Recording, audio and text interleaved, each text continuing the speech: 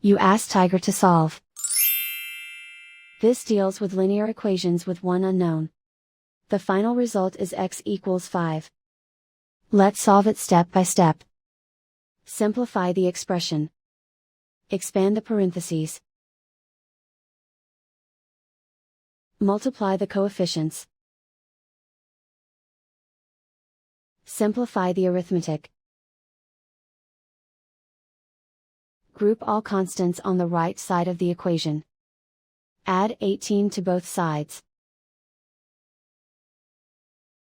Simplify the arithmetic.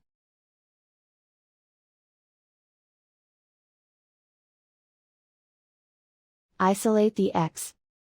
Divide both sides by 6.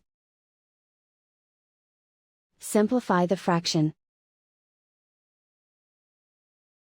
Find the greatest common factor of the numerator and denominator. Factor out and cancel the greatest common factor. And so the final result is x equals 5.